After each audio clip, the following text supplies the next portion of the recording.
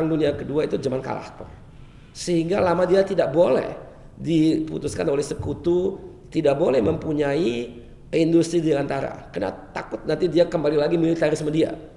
Tapi kan engine-nya begitu banyak, maka itu merek-merek Jerman kalau kita perbandingkan di tahun 50-an dari segi teknologi, dari segi performance, kinerja, dari segi konseptualnya itu unggul dibanding dengan negara-negara lain, karena itu ada transfer of technology yang diadakan dari orang yang punya pengalaman dan punya track record di industri dirgantara, dia masuk ke industri otomotif yang tidak dilarang oleh sekutu.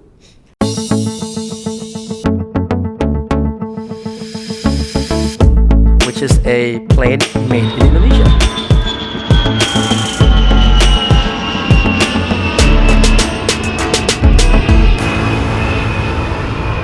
Kalau dulu waktu Bapak masih hidup selalu cerita kepada saya kenapa kita lihat itu industri mobil di Jerman itu begitu maju setelah Perang Dunia Kedua.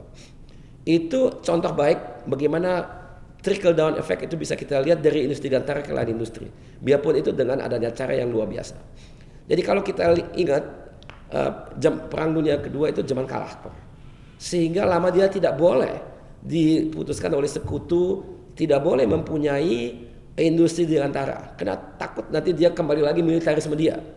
Tapi kan engine-nya begitu banyak. Mereka kemana? Mereka ke industri otomotif. Sehingga kalau kita lihat setelah Perang Dunia Kedua, mobil-mobil di Jerman itu jauh lebih maju daripada mobil di lain negara, karena apa yang mereka belajar di industri mobil otomotif dirgantara itu dia terapkan di industri otomotif.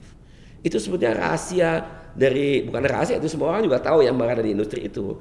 Tapi itu yang cost fertilisasi yang terjadi di Jerman itu karena kepaksaan dari industri dirgantara tidak boleh selama lebih dari 10 tahun ada di Jerman, dan karena isinya itu dia perlu hidup, dia perlu ada pendapatan, dia bekerja di lain bidang di otomotif.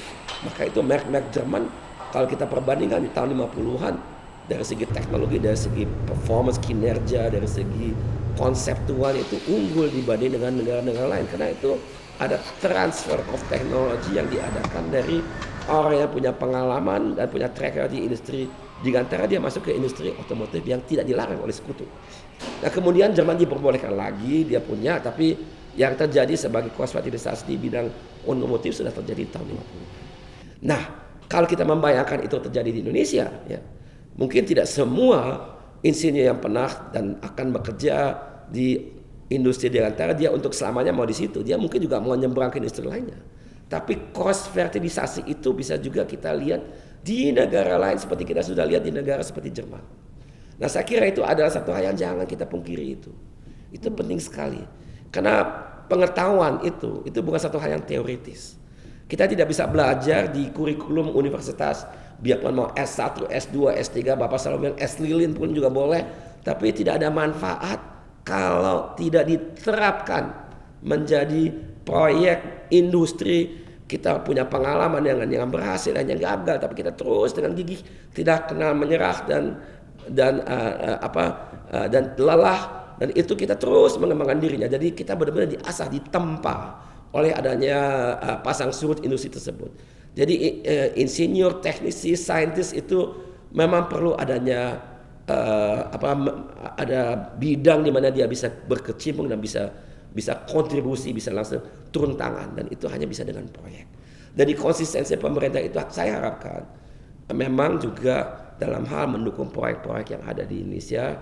Jadi kalau kita bilang industri dirgantara, ya menurut saya tidak cukup hanya membayar gaji saja. Harus ada uang yang diberikan untuk mengembangkan proyek pesawat.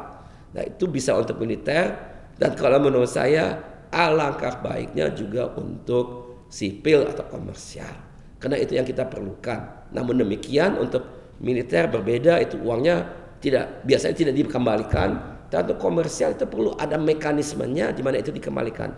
Tapi mohon jangan diukur dengan yang komersial ada di perbankan misalnya dalam 5 tahun dengan bunga itu, nggak bisa. Jadi itu memang untuk mengembangkan pesawat aja itu perlu minimal 5-7 tahun. Ya bagaimana bisa mengembalikan uangnya dalam 5 tahun, itu tak mungkin lah.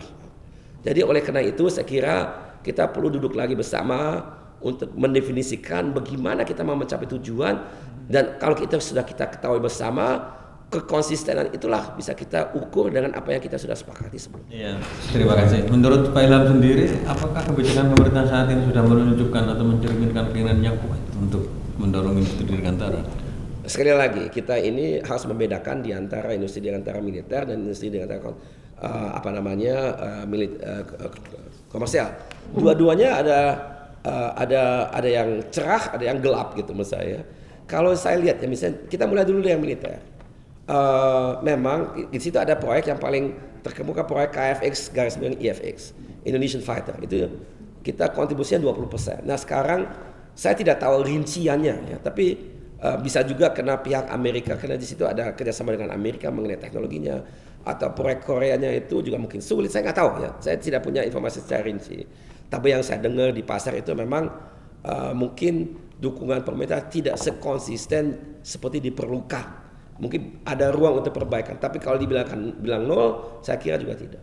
Nah kalau kita sekarang nyebrang ke bidang komersial, yang satu-satu yang saya lihat di situ cuma N219. Nah N219 ini memang saat ini alhamdulillah tuntas sudah dapat sertifikasi. Nah sekarang diperlukan untuk ada versi baru yang diusulkan, misalnya untuk amfibi. Ini kayaknya uangnya tidak ada, tapi mungkin juga kena pola yang diperlukan, pendanaan yang diperlukan untuk N219 udah begitu menjadi beban buat pemerintah, jadi dia tidak ada uang lagi. Tapi yang saya lihat diperlukan oleh pemerintah sekarang ini, jadi bukan saja uang untuk mendukung industri dirgantara dari segi manufacturing, tapi kalau misalnya kita membayangkan pesawat terbang ini digunakan oleh perusahaan maskapai di Indonesia. Mereka juga tidak bisa bayar dengan cash. Dia perlu leasing biasanya ya. Kalau leasing company yang menjual pesawat seperti N219 itu di dunia ini jarang sekali. Ada kemungkinan pemerintah juga harus berkecimpung membantu industri leasing ini juga bisa untuk menawarkan jasa untuk memberikan leasing kepada penggunanya maskapai yang mau operasikan itu di daerah.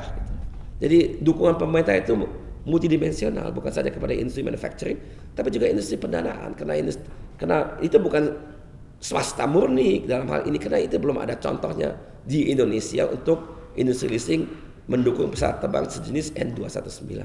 Jadi itu mungkin yang diperlukan saya kira untuk N219, karena tanpa adanya pendukung dari segi industri jasa keuangan, maskapai yang mau menerbangkan pesawat terbang N219 juga akan sulit. Jadi tergantung. Ini kan tidak perlu untuk militer ya. Militer tidak perlu ada pendanaan karena itu langsung kita buat pesawatnya, customernya jelas itu adalah TNI AU gitu ya. Kalau dan TNI AU ya juga negara, jadi ya tidak ada transaksi seperti itu. Kalau komersial lebih kompleks.